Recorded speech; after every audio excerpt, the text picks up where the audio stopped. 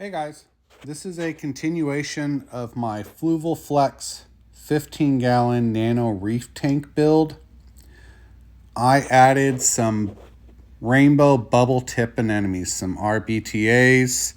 I added these at 5.5 months in.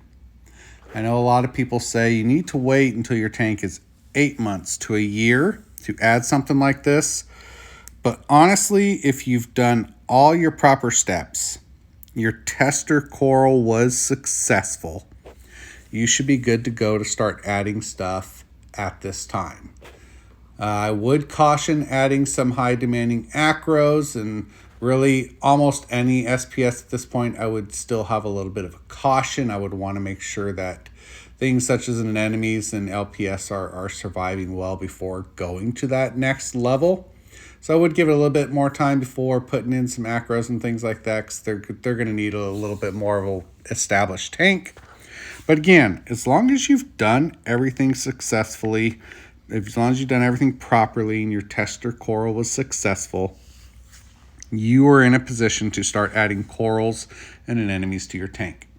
So I added these guys at 5.5 months in.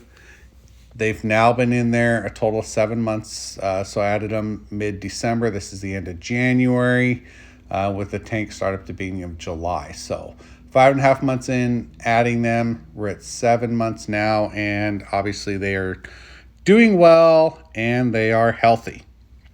So a couple things I want to point out to keep in mind when it comes to adding bubble tip anemones. It really doesn't matter if it's a rainbow or red, green. It doesn't matter. If you're adding a bubble tip anemone, this is all going to apply.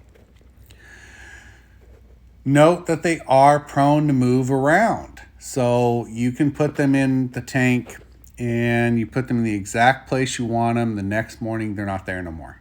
They've decided to move around. It's not like a coral. You're not going to glue them. Please do not put glue on them.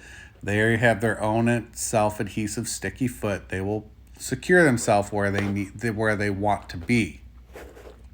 So they are prone to move around. So what's your best option to get them to stay where you want them? A couple things. First, when you put them in, turn off the flow for about 30 minutes. Let them just sit in the area that you want them. Let that foot grab a hold. If you put them in with a tank with a lot of flow, they're going to get blown around and they're not going to end up where you want them. So turn off that flow for about 30 minutes and give them some time to take hold. Also, pick an area that is suitable with both proper flow and proper lighting. If you put them in a high flow area, they're going to move. Too low, they're going to move. Poor lighting, they're going to move. So something with moderate lighting and moderate flow. When it comes to your clownfish hosting, make sure that if you already have clownfish in there and they're hanging out in an area of your tank, that's a good area of your tank to put the anemone. If you're going to put the anemone on the opposite side of the tank that your clownfish are already hanging out on, they're already hosting on, it's going to be very difficult to get them to change location and go host this thing.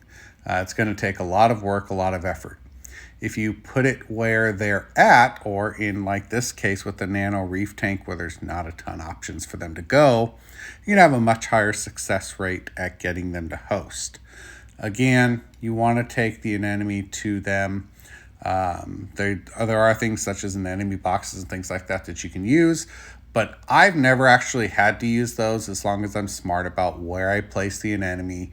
Where I see my clownfish naturally hosting in that area of the tank, place my anemone there in close by within a good lighting and flow area that the anemone will be happy.